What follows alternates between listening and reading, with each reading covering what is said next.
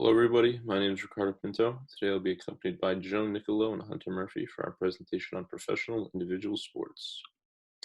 So what are individual sports? Individual sports are sports where people are competing in a sport and they're competing against others by themselves. So I'm sure we've seen sports like tennis and golf. It's people, they don't have teammates in the sport. It's just themselves and they're going up against one other person. While some sports like track and field, you may be on a team, it's still considered an individual sport because you're competing for your best personal time. So I'm sure we've seen sports like track and field, obviously, where you do have teammates around you and stuff like that. But at the end of the day, it's still considered an individual sport because you're competing by yourself and you're going up against people who are also by themselves and you're trying to go for your best personal time. So team competitions can happen in individual sports like relay races. So again, back in track and field, there's like in the Olympics, we've seen like the baton races. That's considered like a team race because you're handing off the baton to somebody else, even though it's you're pretty much doing some of the work by yourself. It's considered a team sport because you as a team, you guys are winning for the best time. Benefits of individual sports. Individual sports teach people mental strength, and those who play show resilience. So I think one of the benefits of playing team sports is you gain the ability to like focus better and able to lock in when you're playing and doing stuff like that. Obviously, you're out there by yourself, and it's pretty much like being quiet and stuff like that. So you have to focus in. You have to be able to lock in so you can get better. You learn to motivate yourself since you are your main competition. Individual sports are different from sports like basketball, football, and soccer, where you're lining up against somebody and you want to beat them every play. And stuff like this, you are your main competition. So in practice, you're going up against yourself. In competitions, you're trying to beat your personal best every single time. When you win a game, you feel more accomplished because you're the only one responsible. I think this is pretty big because obviously in sports like basketball and stuff like that, you might not be on the floor a lot. So, but you guys can still win games because you have your teammates around you. In this, you're the one responsible for your wins single-handedly because you don't have anybody to back you up or anything. Everything you're doing is for you. It's all done by yourself. And it helps you become more independent, again, because in games and practices, you don't really have teammates that are with you on the sidelines and all that stuff. Every time you compete and every time you practice, you're by yourself. So what are some examples of individual sports? So these are examples of the popular individual sports that we know of, such as tennis, track and field, golf, boxing, swimming, gymnastics, skiing, bowling, wrestling, powerlifting, figure skating, speed skating, diving, mixed martial arts, table tennis, racquetball, badminton, archery, cycling, surfing, and snowboarding. I'm sure you guys have seen a lot of these popular sports, especially in the Olympics. Obviously, tennis is a big one. Track and field, swimming. These are like the main individual sports that people participate in. And then, again, as I was elaborating on earlier, some team sports can be considered team sports and individual sports because of track and field, for example, like the baton I was talking about. Even though you are competing for your best personal time, it's still a team sport because you're still handing off the baton and focusing on all that. So individual sports versus team sports. Team sports, you have teammates to back you up. If you make a mistake, you have teammates to help you recover. Playing is a shared responsibility, so you can afford to make mistakes. So obviously in team sports, having teammates is a big factor because obviously as a young kid, it helps you build social skills, you can build relationship and all that stuff. But in the sport-wise, if you make a mistake in a team sport, such as in basketball and football, you have teammates to help you rally around you. If you're feeling down, they'll back you up, talk to you about how you can improve to keep your head up.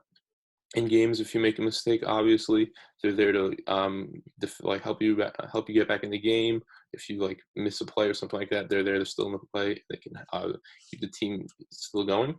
With an individual sport, it's different because you don't have teammates to hide behind. Every mistake that is made is on you and your performance in your own competition. So every play is a chance to be your personal best. So in an individual sport like golf and tennis, if you make a mistake, you don't really have teammates to help you, support you, and all that stuff. It's all about you. So you have to be your own motivator, and you have to push yourself every single time you play. Compared to like a team sport where if you make a mistake, you have a teammate to pat you on the back, say like, all right, let's get back into this. An individual sport, that doesn't really happen. Everything is about you. Every time you play is a chance to beat your personal best. You want to beat your personal best record every single time you play. You don't really settle for anything less. So team sports versus individual sports. This is a quick video. It just shows two girls who are in the same high school. One plays soccer and the other one plays golf, and they just talk about some of the similarities and some of the differences. Courtney Kang and Katie Gay. They're seniors at Ursuline Academy in Dallas. They're good pals, and they're also two-time state champions in completely different sports. Yeah. They are very different. Courtney plays golf. Being like shorter and I didn't find a fit in the other sports as much. Katie plays soccer. I think soccer just really vibed with me just because I am one to be more kind of crazy. I like to, be everywhere, do everything. And so it's kind of hard sometimes, like playing a different sport. It was almost boring. In soccer, 22 players chase a ball. In golf, everyone chases their own. Golf is a really big mental game. You really have to focus, and it's all on you, basically, which is why it's really difficult too. Yeah, you can't say, oh, it's the grass. Yeah, right. It's you. I do enjoy having the isolation sometimes because I can really work on being focused and driven versus being distracted sometimes with a large group. With soccer, we've grown, those are some of my best friends. I've grown with them these 4 years. I mean, I played club since I was in first grade. So you have these girls that you can rely on for anything. And honestly, too, there are a few cons where it's you may get fed up with someone, everyone has their battles, everyone fights with each other, but you all come together as one. So it's honestly really nice and magical. It's true. Not all sports are created equal. But there is some common ground, whether it's golf or soccer, individual sport or team sport. The same rules apply. A lot of practice, a lot of hard work, time goes into it. Longevity for sure, because you don't just snap your fingers and, oh my God, I'm a world champion. It doesn't happen like that, and so much good comes through the work too. So if you stick with it and stuff, you end up learning things, you end up growing as a person. And so I think that's honestly one of the most important aspects of any sport you could possibly play. It's all just about sticking with it. But here we are now, back-to-back state champs, and it's super exciting, super fun.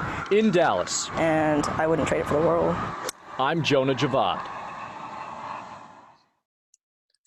So obviously you hear both of them talk about their favorite similarities and differences with the sport. Obviously, the girl who plays soccer talks about how she developed her lifelong friends and all that, while the girl who plays golf talks about how she, through her sport she was able to focus in better. So obviously they have their own similarities and differences that's talked about. Okay, so the next slide is governing bodies. Each individual sport has their own governing body. A governing body defines the way a sport operates through its affiliated clubs and functions. A governing body is responsible for suspending players and issuing punishments to players who break the set of rules they have. And then they set clear objectives and rules that each athlete is required to follow. The PGA governing body, the USGPA is the PGA's governing body. They want to establish and evaluate the standards of professional golf and continue to grow interest and participate in the sport. To quote, to entertain and inspire our fans, deliver substantial value to our partners, create outlets for volunteers to give back, generate significant charitable and economic impact in the communities where we play, grow the game of golf, and provide financial opportunities for our PGA Tour players. PGA membership. PGA is made up of 28,000 qualified men and women professionals teaching and managing the game of golf. The PGA Tour is exclusive to professional players. Get this by finishing in the top 25 of the PGA qualifying tournament, finishing top 25 on the national-wide money list, or winning the 3 national-wide tournaments in a season. To participate in qualifying tournaments, you need a handicap of 2 or under. PGA financials. The 4 major championships represent the PGA's main source of revenue. In 2015, the PGA generated over $114 million from these 4 tournaments. Revenue comes from ticket sales, merchandise, and sponsorships. Other forms of revenue comes from business development, membership dues, golf course operations, and other investments. Also, the governing body. So you have the executive committee, which is a 15-member volunteer group, which serves as the association's executive policy making board. Then you have the senior leadership team. They direct and oversee the association's day-to-day operations. And then you have the Women Committee, which is a 14-member committee that helps conduct the USGA's Women's Championships. Let's talk about the LPGA, which is the women's side of golf. They have the World Golf Foundation. Their mission is to unite the golf industry in support of initiatives that enhance the growth and provide access to the game of golf worldwide, while presenting golf's traditional values and passing them on to others. In support of that mission, the WGF focuses on a variety of initiatives to grow and celebrate the game of golf around the world. To the first tee, the World Golf Foundation focuses on positively impacting the lives of young people. Under the banner of its World Golf Hall of Fame, it recognizes and celebrates golf's greatest players and contributors and serves as an inspiration to golfers, fans worldwide. The WGF Foundation 2020 initiative pursues programs to ensure golf's continued growth and vitality. All World Golf Foundation initiatives work together to support the growth of the game among youth, women, and minorities, but also fostering diversity within the golf industry. The LPGA Foundation, it was established in 1991 and it is committed to being a leader in improving the lives of girls and women throughout the game of golf. Its mission is to empower, inspire, and transform the lives of girls and young women throughout the game of golf. They have four main goals. One, to develop and maintain junior golf programs across the country. Two, to develop and maintain scholarship programs for junior golfers. Three, to maintain a financial assistance fund for those in the golf industry. And lastly, to conduct research and develop educational activities related to golf instruction. The LPGA membership. Today, the LPGA Tour features the most talented global group of professional athletes who in 2019 will compete in 33 official money events, plus the biennial Solium Cup of more than 530 LGPA Tour members. Approximately 220 are active competitors throughout the season. Of that group, 125 are international members representing 32 different countries. The LPGA Professionals was founded in 1959 as an outgrowth of the LPGA Tour. The newly renamed LPGA Professionals boast the largest membership of women golf professionals in the world. LPGA Professionals are certified as golf instructors, coaches, and business managers throughout a comprehensive curriculum designed to meet the changing needs of the golfing public.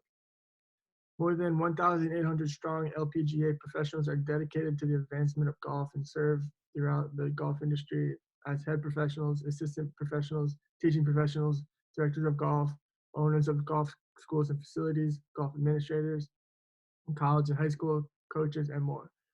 LPGA professionals support the LPGA various grassroots programs that were created to involve women and youth in golf as well as contribute to the overall growth of the sport. These include LPGA, USGA, Girls Golf, LPGA Tour Junior Clinics, the LPGA Lesson Zone, and LPGA Golf 101 programs. Some financials for the women's golf. They have four major, the annual major championships are the ANA Inspiration, US Women's Open, Women's PGA Championship, Richo Women's British Open, and the Ivian Championship. By 2016, the number of tournaments had risen to 33 with a record high total prize money in excess of $63 million. In 2019, a new record was set with total prize money amounting $70.5 million, which was a rise of $5 million in 1 year. Their main source of revenue comes from ticket sales, merchandise, and sponsorship. So next we're going to be talking about tennis's governing body. The ITF, the International Tennis Federation, is the tennis's governing body, and they set the following guidelines for their sport. They want to promote tennis as a healthy and recreational sport. Obviously, by promoting it like this, it's very easy and it gets people's interest, and they want to be involved and play the sport. They establish and maintain rules of high playing standards of amateurism and good sportsmanship. You want to have these, and they're essential to all sports. It makes it easier for people to be involved, and it keeps people engaged. They foster international and national tennis tournaments. By having the national and international tennis tournaments, keeps it competitive and it gets people all over the world involved. They strive to increase diversity of people watching and playing the sport from early ages to professional. So obviously by having people you connect with, that's very important because then people want to stay connected and people want to keep playing the sport. Next, we're going to be talking about their memberships. Membership is an important total revenue for tennis, and it generated $17 million for them in 2015. Different memberships for adults and younger kids, as well as students, clubs, and parks. So obviously for adults, the memberships are going to be more expensive because they're older, they can pay more, and they're going to be paying to play at a more competitive level. While with kids, they can just go to the club, to the park, and that gets them introduced into the sport. It begins them and starts them off playing. The revenue made goes back to the communities to improve tennis courts, provide scholarships and equipment. This is something really unique and different because not a lot of professional sports leagues do this.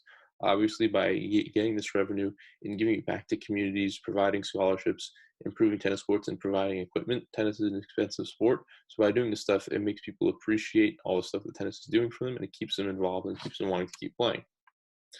So next, we're going to discuss the financials. The USTA generated $360 million in revenue in 2015, the US Open bringing in a majority of the money. Obviously, that makes sense because the US Open is their biggest event that they have each year. ESPN secured a deal with the USTA through 2025 to pay the USTA $70 million annually. ESPN, one of the biggest sports networks in the world, they air all the professional sports, so this is a great deal. Most of the remaining revenue comes from events, membership fees, tennis facility programs. And then they spent $140 million on the US Open to make sure it was set for fans by having proper seating, all the food, all the stuff, just so the fans could go there and actually enjoy the events. Tennis's governing body. So obviously the USTA runs it, but then they have three different sections. They have the Community Tennis Division. This focuses on the grassroots efforts through the USTA leagues and USTA Junior Tennis. So this focuses more on the kids. They want to have grassroots leagues so kids can start off playing at a young age and hooks them in so they continue to play throughout their lives. So this is just really easy, like early steps for kids. Next, they have the Player Development Division. It provides coaching services and facilities for the best junior players. So this is when it starts to get more competitive. As kids get older, they get the right coaching, and they can play at a little bit of a higher level. It becomes more competitive. They're playing against people their age for rankings and all that stuff. And then next we have the Professional Tennis Division. This is the highest level. It focuses on the professional play by hosting the US Open and other tournaments leading to the Grand Slam tournaments. So obviously this is the highest level. This is a level where all the professional players want to be. This really focuses on the tournaments and all the major games that's played with tennis. NASCAR governing body. So NASCAR is a sanctioning body for stock work racing. The body wishes to provide the safest and exciting sports possible. It wants each driver to follow the rules, and every season there must be a champion. So NASCAR serves as sanctioning body for the following series: Sprint Cup, Xfinity Series, Camp World Truck Series, K&N Pro Series, Canadian Tire Series, Toyota Series, and then Whelen Euro Series. These are all racetracks across US, Canada, Mexico, and Europe. It includes local, state, national levels, which helps develop talent across the sport. And then the copied media rights sponsorships represent an important revenue for the governing bodies. Membership. NASCAR is privately owned, family-run organization. It has guidelines for owners, drivers, and they support each other, each member, on and off the track. There's a team owner council. Employees have more say in decision-making process for revenues and deals. So they just negotiate what they want to make and what contracts they could possibly receive. And then there's a charter system, which is a 9-year agreement. There's 36 charter teams, and charter guarantees entry into the Monster Energy NASCAR Cup Series. So the organizational structure: Brian France is the third NASCAR chairman of the board of chief executive officer. And then following him, there's two vice chairmen: VP, chief racing officer, general counsel, senior VP, chief marketing officer, VP of analytics and insights, VP for partnerships and marketing. They contribute to make NASCAR to be safe and innovative around the drivers, crews, and employees and the fans. So the financials: NASCAR does not disclose their financial statement to the public. They receive sizable revenues through television contracts. They recently signed a 10-year deal in 2013 with NBC and Fox, and they'll receive $8.2 billion from broadcast networks. And this revenue represents 46% increase over the contracts NASCAR signed with ABC, ESPN, Fox, Speed, and TNT. So the first policy area is declining fan attendance. So the number of fans attending the races are declining. For example, Indianapolis Motor Speedway had a record low 50,000 fans, which can hold up to 250,000. Factors occurring: challenges associated with the recession back in 2009. So this involved employee rates, gas prices, travel costs, and then plus the aging retirement of popular drivers. And then lastly, not a great effort in social media use in the past years. Television viewership has also declined from 9.2 million down to 5.3 million in recent years.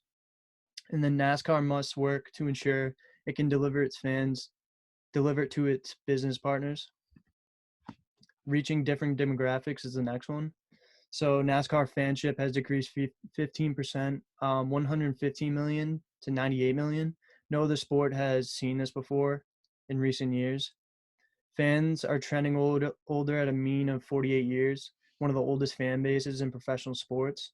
Only 14% falls within the 34 and younger category. They've had difficulty appealing to the younger demographic while retaining the older demographic. So NASCAR has to strive to use social media more, increase fan engagement with retweets, likes, and shares on all social media platforms, and then experience growth in website users. So NASCAR must focus on different channels for different audiences and help balance current fans and help gain new fans. And then lastly, it's lacking diversity within the sport. So they want to focus on improving diversity with fans, employees, drivers. The sport has been catering to white fans from rural areas. The demographics for colored fans have decreased over time. So 34% of African Americans viewed as fans has declined from a high of 43%. And then 32% of Latinos viewed as fans. This has declined from a high of also 43%. And they have a Drive for Diversity program, which I'll elaborate later on, that has an ongoing program to spur greater fan attendance and participation by minorities, drivers, and crews. Next, I'll be talking about the three main issues that tennis faces in its sport. It's attracting younger audiences, using technology effectively, and performance-enhancing drug use. So attracting younger audiences can be the first issue we'll be talking about. Tennis faces the issue of getting young people involved and interested in the sport. The USTA launched 10 grassroots tennis programs to get children involved, play on a smaller court with smaller equipment to avoid discouragement. So obviously launching these programs, it's very easy to get younger kids involved in a sport.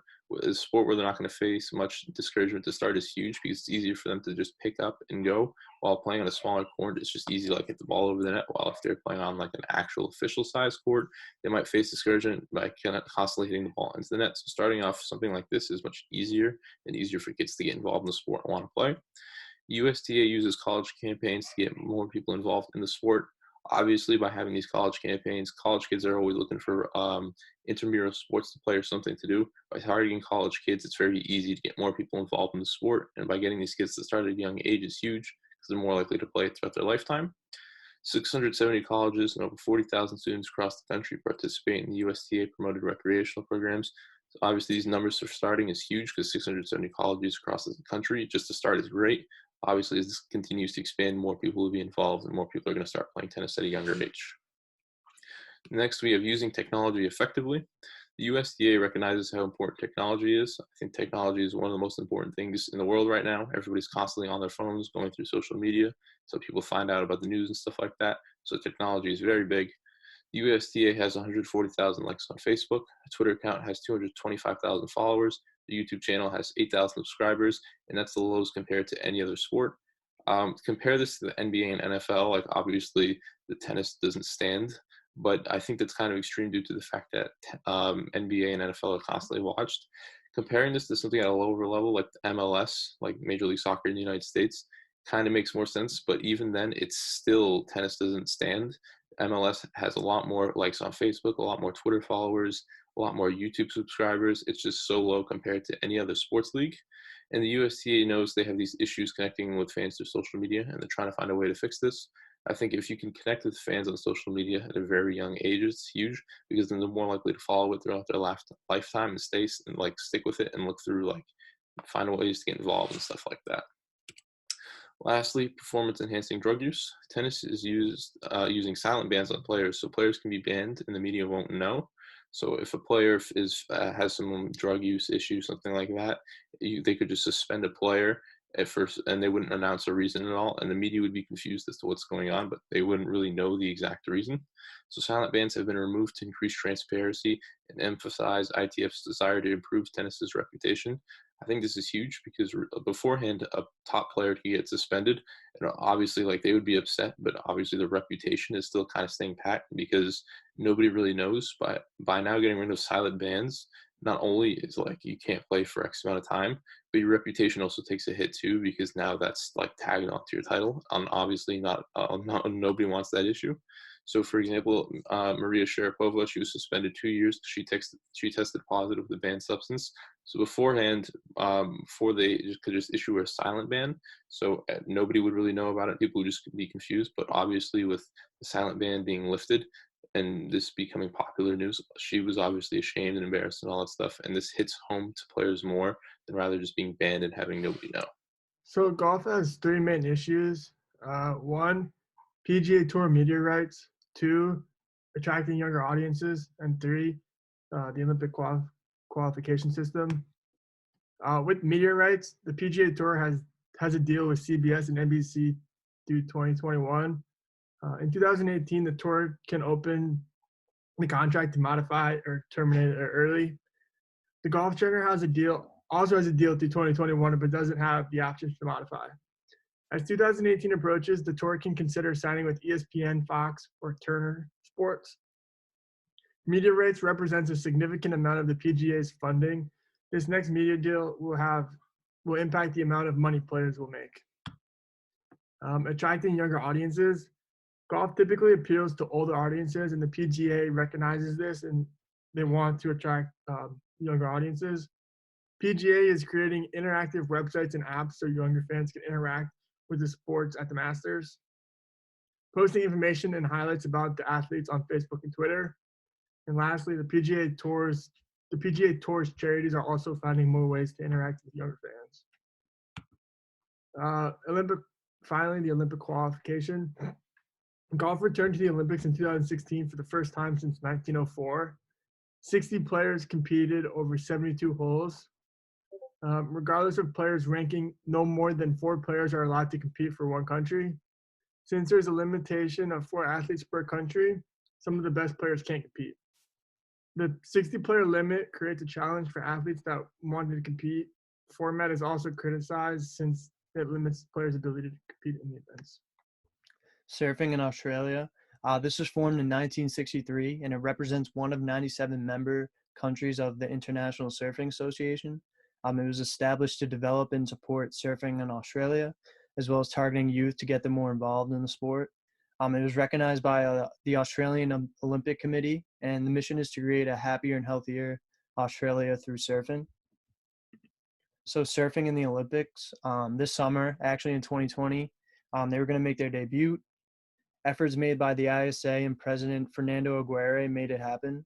So 40 athletes will compete, 20 men, 20 women. They'll compete for the medals, and organizers hope it gains more recognition. Issues arrive with venue and weather not being ideal. They're looking at possibility for artificial waves being made so they can surf. So my issue was lacking diversity in NASCAR. So to find the problem, NASCAR believes they are struggling to increase diversity on and off the track. The sport's dominated by mostly white male drivers. Fans of color are having less interest in the sport, which is hurting diversity. And I just have a quick video about Darrell Wallace Jr., who's an African-American driver, him being one of the first African-American drivers driving full-time, and they just talk about diversity. Famous Toastery. Sounds good. Let me open the door for you. Thanks, sir. Appreciate that. 80 for beauty? Yeah, that's it. You're an athlete. I want to see what you're going to order. All right, I'm going to order classic French toast. That's fattening. That's perfect. That's what I like. Yes. I would like 3 scrambled eggs and whole wheat toast. Thanks, Thank you. sir. Appreciate it. You're a cup driver now. You're driving for Richard Petty. Oh, yeah. I mean, awesome. This is it. You finally made it. And I feel like that you've had to watch some of your really good friends. You lived with Ryan Blaney. He got to the Cup Series a little bit before you did. Did it at all just drive you nuts? It would have drove me nuts. No, it actually didn't. You look at everybody's career path. There's so many different routes you can take to get to where you're at. I knew it would come about sooner or later. It was just a matter of what opportunity opened up the best, and 43 car. You were patient. Had to be. Awesome. Perfect. Oh, man, that looks good now. That was fast. We need to talk about you being the 4th African-American Cup driver ever. Second to be full-time. That's big. It is big. If you sit there and think about it for a second, it's like, damn, that's crazy. Let me read a tweet. You wrote it. There is only one driver from African-American background at the top level of our sport. I am the one. You're not going to stop hearing about it. The black driver for years. Embrace it, accept it, and enjoy the journey. I love that. That's very profound. What made you put that and pin it at the top of your Twitter feed? I had just done an article with Bleacher Report, and there was tons of people like, why is he referred to as a black driver? This is what's wrong with the sport, and he's just a driver and whatnot. And I get that. I'm like, absolutely, I'm just a driver. At the end of the day, it's media. Media's got to get their word out and try to get as many eyes on them as possible. So they're going to use the African American driver. But once there's 20, 30, and it's every year, okay, race car driver from North Carolina. It just happens to be black. It's going to take a lot of time and a lot of efforts from not only myself, but the sanctioning body to try to change up the sport, not only adding African Americans, but adding a whole different demographic, making it diverse. It's going to be a fun journey, wherever this ends up. If I'm done after a year, if I'm done after 5, 10 years, we'll see how the game changes. Do you feel like this conversation is therapy for both of us? Yeah, do you think so? I'm having a great time. Me too. Every rookie gets asked this question. What are your goals? What would make you happy when the year is over? To keep improving each and every weekend. Obviously, I want to win, but no matter where we run, I'm a cup driver. That's big. Yes. So identify strategies. The Drive for Diversity program is a program for an opportunity for young, diverse drivers and fans to become part of the sport, women and minorities to pursue career and opportunities in NASCAR and the driver's seat and on pit crews through the development program. So they want to help on and off the track and with the diversity internship program and development program. NASCAR also needs to attract more females and people of color. Add multiple drivers and pit crew members, members with positions in management and business side of industry. So reach out through media platforms to all demographics who aren't yet involved in the sport to attract them. Change the sport for the better by involving as many people who want to be a part of the journey. So solution and hypothesis: increase opportunities for anyone who's interested in jobs or positions by 5%, create more jobs such as drivers, crews, management, etc. Maintain the program by contacting 1,000 aspiring drivers, potential crew members, possible members of management per day. And then introduce the sport to people who are not interested at all through all social media platforms and the league website. So create content that attracts consumers with pictures, highlights, promotions, videos, raffles, prizes. Include your message and tell the people what you're all about. So evaluate potential solutions. Utilize the already created program. This would be the best possible solution because it reaches out to young aspiring adults that can contribute to the sport greatly. This would be helping that diversity by hiring to the demographics you are lacking. So it would just create opportunity for others as a whole. So implement solution.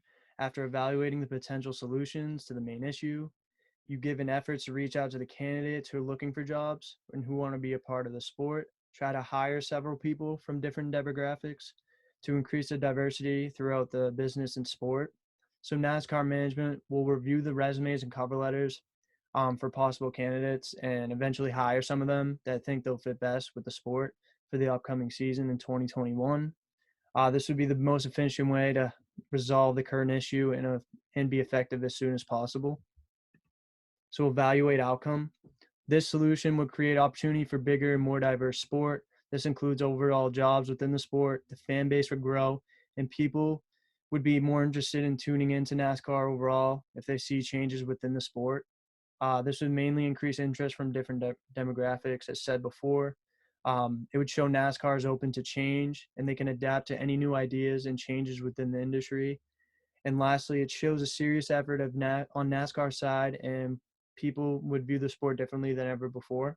So the next issue that we're going to be talking about is technology in tennis. So defining the problem, the low number of young fans in tennis make it hard for the USTA to reach out and connect with younger fans through forms of social media. Social media engagement is very important in our era since everybody uses it and it provides more exposure. Obviously, everybody you know probably has at least one form of social media, and as we continue to use social media and there's more social media being created, we're going to continue to have more social media accounts, and it's going to be huge, and people are going to continue to be involved in social media.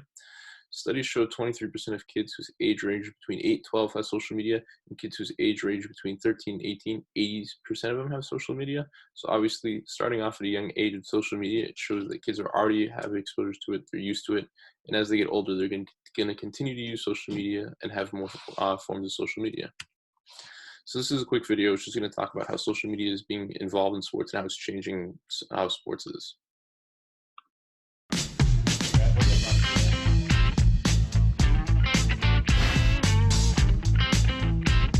These guys on social media are essentially their own TV networks now. Russell Westbrook, he is reaching millions and millions of people every time he posts on social media, reaching more people than a regional or local game that the Thunder play in every night. It's pretty amazing to think that these guys are leaving the basketball court and reaching more people through media that they're creating themselves than when they're actually doing what they're famous for, what got them all these followers to begin with. Social media is turning the traditional athlete endorsement deal completely on its head. The athlete endorsement deal of the past was really just an appearance deal. You were agreeing to appear in a TV spot. The new endorsement deal is a true endorsement because the athlete is actually going to show themselves using it, if they believe in that product, on their social media channel to all of their fans. That's a true endorsement. Social media is really, really shrinking the world. You can see and watch anything from anywhere. And that's how I got into soccer. I started following some of the most popular soccer guys on Instagram, and I was like, man, this is awesome. I think the more and more that you can get to know and learn and love personalities and stars, the more attached you become emotionally to these sports. So obviously social media is becoming a huge deal in sports. It's an easier way for athletes to connect with their fans, easier way for just everything being done in general. I think a huge example that he gave was when he was talking about how he was able to connect with soccer players, like follow soccer more, just because he followed them on social media. I think that's huge because it's easy to get involved now in all these different sports with just different forms of social media.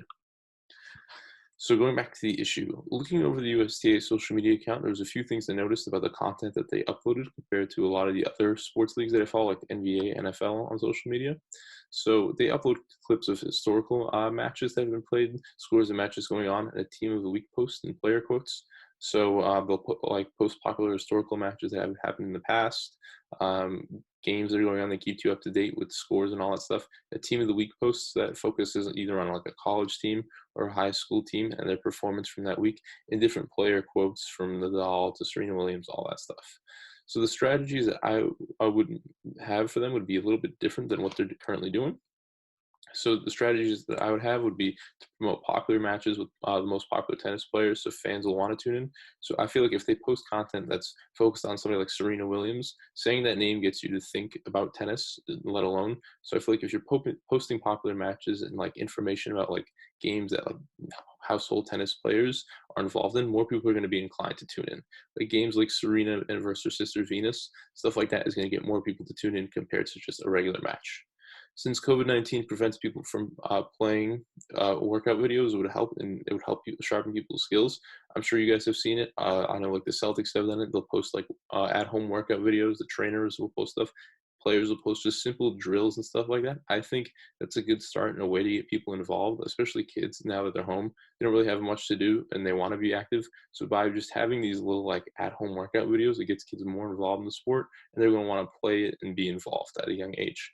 Partnering with a social media website such as TikTok to increase viewership on social media posts. This will draw more attention to the pages and stuff like that. The NBA and NFL both have agreements signed with TikTok deals. A lot of the top athletes have stuff signed with TikTok. Serena Williams has a TikTok deal.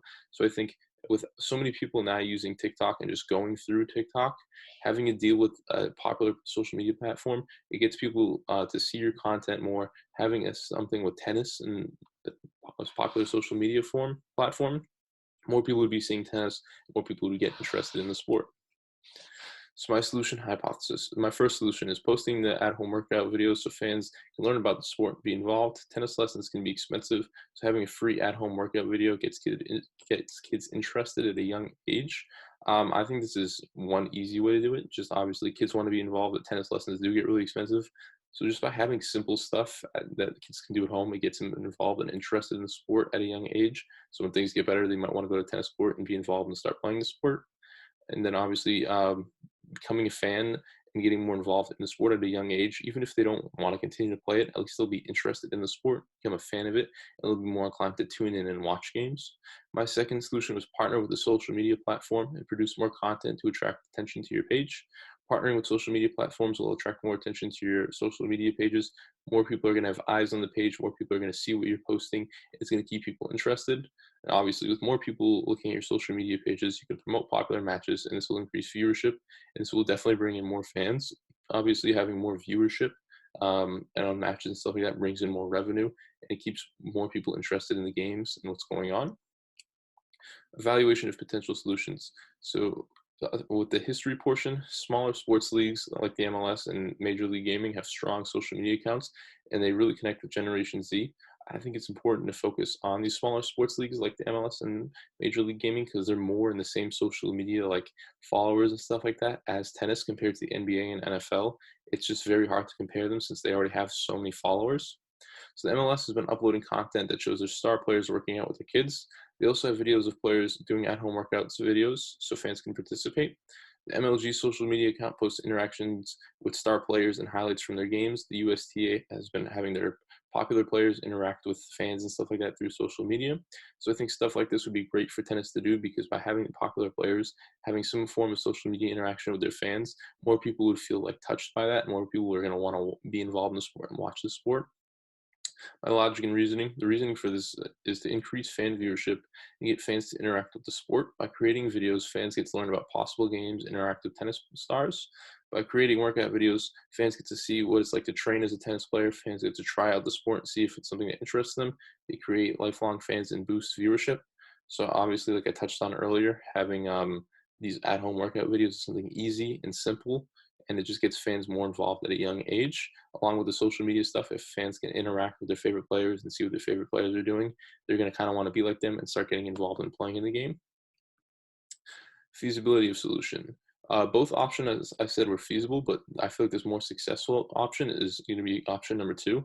I feel like workout videos aren't a bad idea at all, but at some point, all this like coronavirus stuff is going to end, so more people can actually go outside and they can go to tennis courts and stuff like that.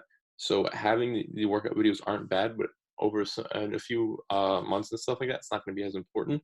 But having a partnership with a popular social media page, that's something you can grow and constantly work on. The impact of it, the solution will create a strong relationship with social media platforms and even stronger connection with the younger generation. By connecting with the younger generation, you can turn them into lifelong fans, and this will help tennis grow and make more people interested in the game. So obviously by having a social media page and partnering with a popular social media sponsor, more people are going to get to see your content, more people are going to get to be involved with it and see what all the top athletes and stuff like that. And just building a strong relationship with fans and younger people. You want to connect with fans at a younger age. That way you can have them more interested in the sport and be more involved at that younger age. And by having them at a younger age, they're more likely to watch your sport throughout their lives. And then obviously, as they get older, they'll have their kids. Kids will be involved and stuff like that. So you really want to connect with your fans at a very young age. So my implementation of the solution. Talking with public relations about partnering with major social media platforms such as TikTok, because at the end of the day, public relations is going to be in charge for posting almost all the content. So you really want to connect with them and make sure they're okay with everything going on. I just picked TikTok, for example, just because so many people are using TikTok now. It's probably one of the most popular forms of social media. Everybody's constantly scrolling through it because the videos are so quick. It captures your attention. So something like that, it's popular right now and it's easy to use. Talking with athletes to feel about what the thoughts on being on the platform are, because obviously the athletes are going to be one driving this content, so you want their approval and want to make sure that they're okay with it. And then obviously signing and partnering with the major social media platform, make sure financially wise and all that stuff makes sense for you. And then obviously you want to sign the paperwork and be a partner. And once you start partnering, then you can make the contact. And then when contract. And obviously, once the content has been created, you want to have a target audience and make the content for them, so you get them at the younger age. You can start making content that appeals to them and it'll get them interested. Evaluating the outcome. In the case of a partnership being signed, more people are going to view your social media pages. This will bring more attention to the sport. Since so many people are going through social media every single day, you can just have fans looking through social media pages, and then they're going to want to watch the sport, see what's going on. This will increase fan interest. This can bring in more viewers on popular matches that are being promoted. Obviously, with fan interest being very important, if they see stuff going on social media, you're promoting popular matches, they're going to be more inclined to tune in rather than stuff that isn't really being promoted. And then not only can viewership increase, people can become fans of the sport and they'll want to be more involved. So obviously more people are going to be watching the sport, but it's also going to make more people inclined to play the game. As more people see the game becoming popular, they're going to want to become involved in the game as well. So the third issue is attracting a younger audience to golf. The problem is that golf is seeing a significant decline in a younger demographic, and for the sport to survive, steps needs to be taken to re-engage this important audience. Golf is an $84 billion business, but it is seeing a decline in participation from the 18 to 34-year-old demographic, which was once its most relied on audience. Over the last 20 years, there's been a 30% decrease in participation in this age group. Today, only 26% of golfers are between the ages of 18 and 34. In 2018, Nielsen noted that 63% of the PGA's television audience was over the age of 55, and only 12% was younger than 35. By comparison, only 25% of the NBA's audience is 55 or older, and that's 40% is younger than 35. It's imperative golf attracts to a younger audience, but there are several obstacles, including financial, accessibility, and overall interest.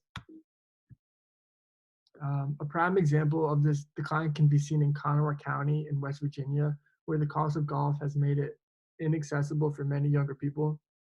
Membership fees average over $200 per month, and that doesn't include cart fees, rounds of golf, or annual minimum spending requirements, like most clubs have.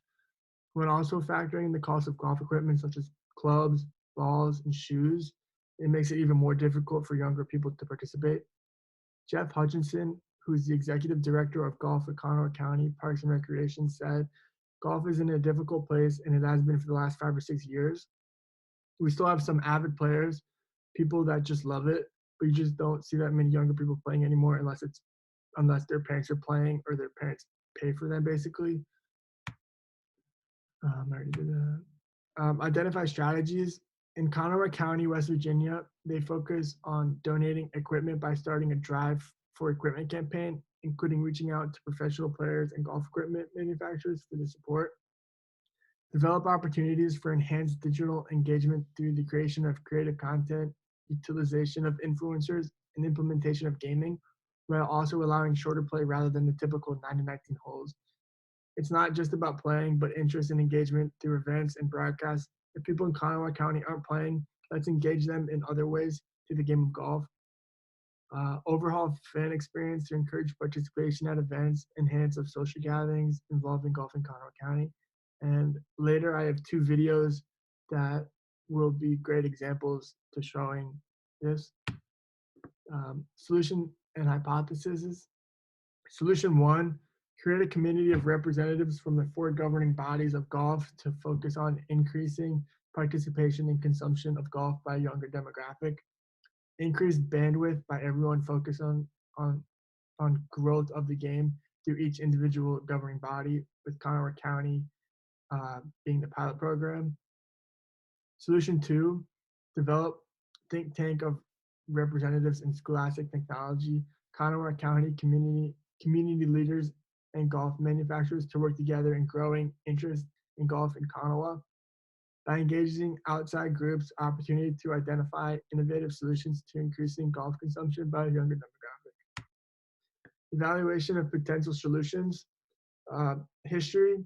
Golf has enjoyed a great following, including a participation in the sport as an estimated 29 million people play golf, but that has seen a 30% decline in the last 20 years in the span of the 18 to 34-year-old range. And in Kanawha County, where they once held up to 40 kids who participated in camps, they don't have any kids participating. The reasoning: to grow a new audience, having stakeholders who are directly invested in the success of golf, all four governing bodies, combined with the potential stakeholders who can benefit from a younger demographic, supports the logic of forming these committees, with Kanawha County used to be the pilot program, like I previously stated. The feasibility: solutions 1 and 2 are very feasible by creating committees of golf association governing bodies and outside industries. There's a great opportunity. There's a great probability of innovative solutions being developed and attracting a younger audience in Kanawha County. The impact: through greater collaboration, consumption of golf by a younger audience, whether through participation or consumption of engagement through broadcast and social platforms, is likely. Implementing the solution: form the Golf Governance Committee and the subcommittee of non-industry representatives to focus on growing a younger demographic in Kanawha. You got to define clear goals, objectives, timelines, and measurement matrix to track your progress. Plans, initiatives, and outcomes to be shared on a bi-weekly conference call. Adjust strategies as needed to accomplish goal of attracting a greater demographic of younger people. Integrate golf into a school athletic curriculum using modified equipment such as clubs and plastic balls. Reduce the number of holes required to play at a course and seek donated equipment for Kanawha County. Evaluate the outcome. Creative ideas and innovative have led to a growing awareness and interest in the game of golf by a younger demographic. Innovation is the key component to attracting a younger audience and diverse group. A group can deliver this, especially related to participation. Greater accessibility, lowered costs, and through unique events. Top Golf is a great example. They have social environment that mixes food, drink, while having fun by just hitting a golf ball. For fan engagement, the Phoenix Open, also known as the Greatest Show on Grass, on their 16th hole, it's very unique, and I have 2 videos that I'm going to be showing you right now, what they do at the Phoenix Open on the 16th hole.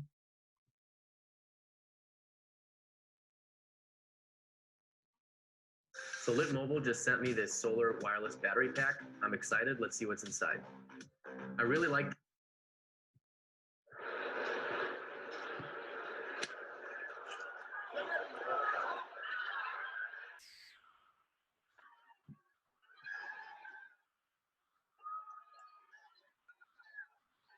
So now, take a look back there at the top of your screen. You see the caddies. There's a caddy race guessing game. And the fans, oh my gosh, is he going to get up? He's got to go. The fans can guess which caddy they think is going to make it to the green first. And those are 2 brothers, Brent and Kip Henley. Only 2 brothers would walk it up like that. Now look at that. That was getting serious. That is serious. You remember Kip Henley, who caddies for Brian Gay. He won the big break, too. Let's hope the brother versus brother matchup is better than that tomorrow. Watch this. Watch this tumble. Oh, he's going for his back. And he takes the tumble. He didn't break a club. Or an arm. Now bringing the Super Bowl right here for the 16th hole. And then does he touch the green? Yes, he does. Oh my gosh, that looks like a Ray Lewis takedown.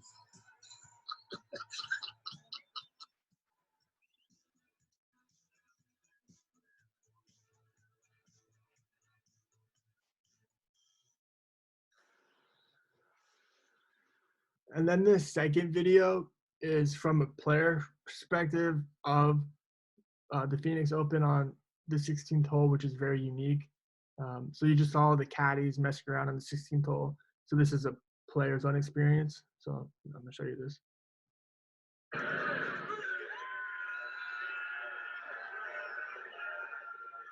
it. I mean, it makes you nervous. Anybody say you're not nervous is lying to you, but it's cool. We don't get that in golf. And so unless I'm in a final group with somebody notable, there's never that many people watching me play. And so when you pull off a shot and you're able to enjoy that, that's pretty cool for us. There's really not much like that in golf, and there's a lot of energy, and it can go both ways. Unfortunately, today it went well. So basically, I don't think Meet Birdie Ball. I don't think golf is that interesting. I only watch golf if it's like the Masters or like the Major Championship. Um, other than that, like I think golf's pretty boring. So just looking at what the Phoenix Open does with like the caddies, it's just something new, and it's something that engages the fans.